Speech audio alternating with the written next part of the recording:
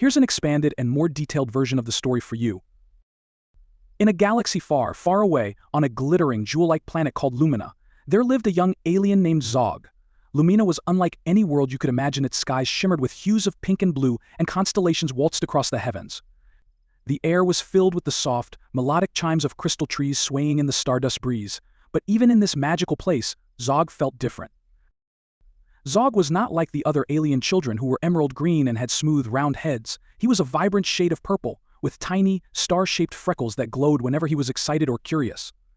His eyes were big and bright, changing colors to match his emotions: amber when happy, deep blue when sad, and a dazzling gold when he was filled with wonder.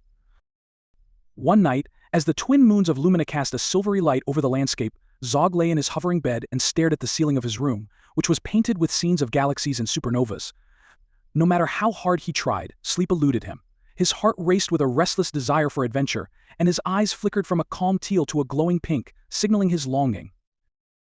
Suddenly, a tiny dancing light appeared at the edge of his window. It was Flick, a playful little comet known throughout Lumina for visiting sleepless young aliens and sharing secrets from the stars. "Why are you still awake?" Zog. Flick's voice was soft and chimed like the bellflowers that bloomed on the planet's floating gardens. "I can't sleep," Flick. Zog admitted, his voice barely a whisper. "I keep dreaming of a place where the stars sing, and I wish I could hear their song." Flick spun in excited spirals, sprinkling star-glow dust that tickled Zog's nose. "Then come with me. I know where the star's melody is born." Zog's heart thumped with excitement, turning his eyes to a brilliant gold. Without a second thought, he climbed out of his bed and followed Flick into the night. The cool air brushed against his face as he floated higher and higher, leaving behind the safety of his home and soaring into the endless expanse above. They passed through clouds made of spun sugar, glistening with tiny prisms of light, and fields of silver space daisies that swayed and hummed as they moved. Flick led him past the ring of rainbows, where comets raced and laughed, their trails lighting up the sky like fireworks. Finally, they arrived at the Singing Nebula, a magnificent cluster of stars that shimmered in every color imaginable. Each star hummed a different note, and together they created a celestial symphony that wrapped around Zog like a warm, magical blanket. The music was unlike anything he had ever heard. It was the sound of the universe itself, full of mystery, wonder, and endless beauty.